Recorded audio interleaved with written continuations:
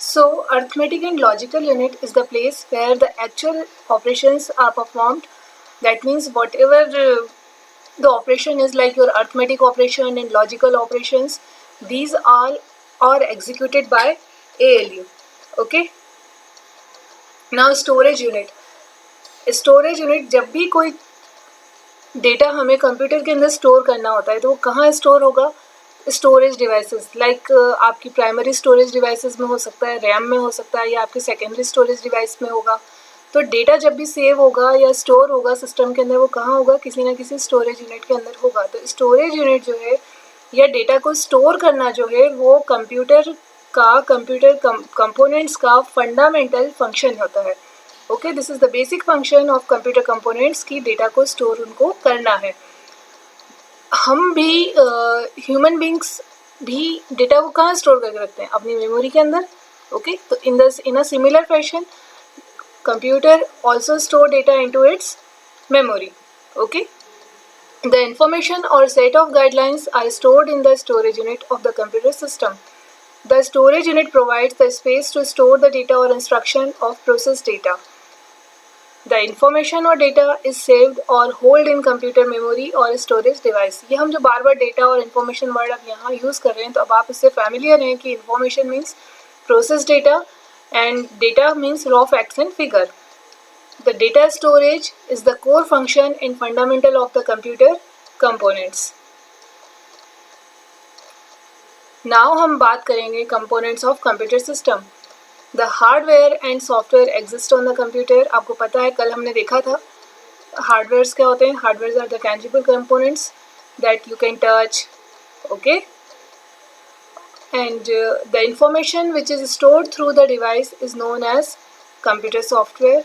The hardware components of the computer systems are related to electronic and mechanical parts, and the software component is related to data and computer programs.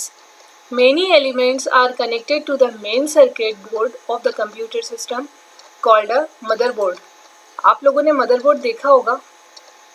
हमारे CPU के अंदर से जो है एक board रहता है, उस पर बहुत सारे सर्किट्स रहते हैं, और उसी के अंदर आप देखा होगा आपने कि हार्ड डिस्क लगी होती है, प्रोसेसर लगा होता है, और बहुत सारी केबल्स होती हैं जिससे कि आपकी पावर सप्लाई कनेक्ट होती है, आपकी हार्ड डिस्क कनेक्ट हो रही है, पोर्ट्स होते हैं उसके अंदर और भी, ठीक है, इनपुट पोर्ट होते हैं, आउटपुट पोर्ट होते हैं, आपकी रैम लगी होती है. कल मैंने मेमोरी का आपको डायग्राम दिखाया था, आप कल वाले वीडियो में देखना, उसमें रैम का फुट पिक्स थे, प्रोसेसर होता है आपका उसके अंदर, उसके पिक थे.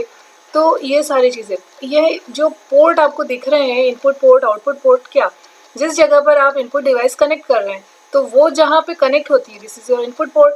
और जहाँ पर आप आउटपुट डिवाइस लाइक आपका मॉनिटर जिस जगह कनेक्ट कर रहे हैं, प्रिंटर जिससे कनेक्ट कर रहे हैं, वो जहाँ पे आप कनेक्ट करते हो, this is called your port. Okay, तो मदरबोर्ड के अंदर यही आप इस डायग्राम के अंदर देखो, कंपोनेंट जो होते हैं कंप्यूटर सिस्टम में वो किससे अटैच होते हैं? मदरबोर्ड से अटैच होते हैं. ओके, तो यहाँ पर इनपुट पोर्ट होगा जिससे कि इनपुट डिवाइसेस कनेक्टेड होंगी, आउटपुट पोर्ट होगा जिससे आपके आउटपुट डिवाइसेस कनेक्टेड होंगी, और ये केबल्स होंगे, एड्रेस बस, ये सब केबल्स हैं जिनके थ्रू डेटा का फ्लो होगा. रैम होगी और आपका प्रोसेसर लगा होगा. तो मदरबोर्ड के अंदर ये सारे कंपोनेंट्स आपके कनेक्टेड होंगे. ये देखो यहाँ जो हमने डायग्राम में देखा यही आगे एक्सप्लेन है. Processor, main memory, secondary memory, input devices and output devices. These are mainly 5 components of the computer system.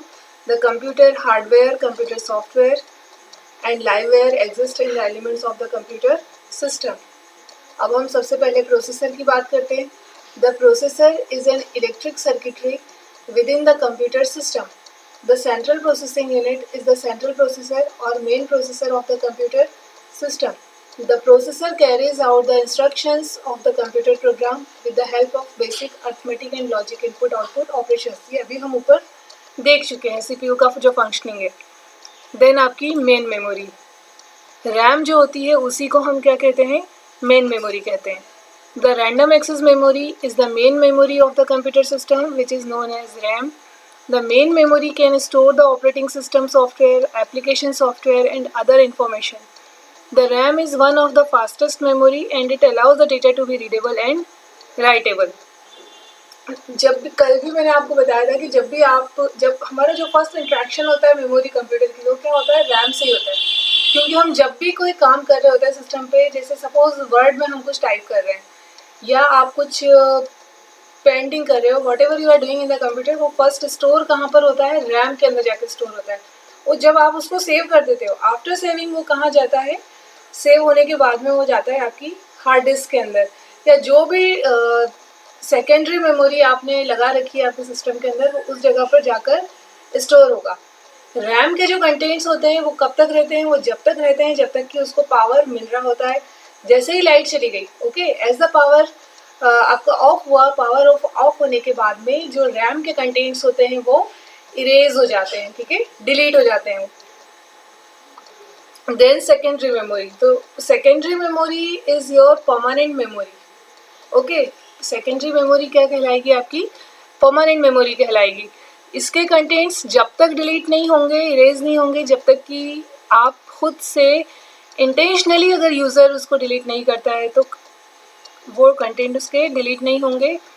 Second condition ये है कि अगर कोई एनवायरमेंटल इफेक्ट आ रहा है, वो भीग गई है बारिश के अंदर, ख़राब हो गई है, डैमेज अगर हो जाता है किसी भी एनवायरनमेंट कंडीशन के की वजह से, तो वो उसका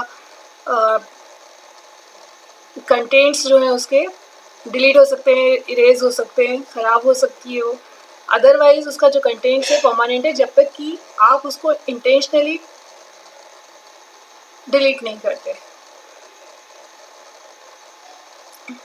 We can store the data and programs on a long-term basis in the secondary memory. The hard disk and the optical disks are the common secondary devices. Optical disk मतलब आपकी CDs हो गई, DVDs हो गई, okay? It is slow and cheap memory as compared to primary memory. This memory is not connected to the processor directly. इसका content क्या होता है, जब हम हार्ड डिस्क से अगर कोई फाइल हमारे कंप्यूटर में सेव है तो हम उसको ओपन करते हैं. जब हम उसको ओपन करते हैं तो वो जो फाइल होती है आपकी, जिसे आपने ओपन किया है, वो आपकी हार्ड डिस्क से, आपकी सेकेंडरी मेमोरी से पहले उठकर वो कहाँ आती है, रैम में, प्राइमरी मेमोरी में आएगी. देन आप उसको रीड करेंगे. Okay, it has a large capacity to store the data. Hard disk आपने देखी है कितनी कैपेसिटी की आती है.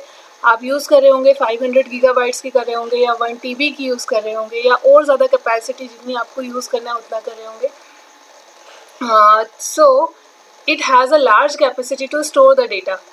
रैम कितना हम यूज़ करते हैं, जनरली हम 2 GB, 4 GB, 8 GB, पहले जो अर्ली सिस्टम आते थे उसमें तो 256 MB की भी रैम यूज़ होती थी. लेकिन अभी वो यूज़ हम नहीं करते हैं. क्यों? क्योंकि अभी जो सॉफ्टवेयर आते हैं उनको ज़्यादा रैम की ज़रूरत पड़ती है, उनकी साइज़ जो है ज़्यादा है, इसलिए अब हम 4 GB, 8 GB रैम हमारे सिस्टम्स के अंदर यूज़ करते हैं.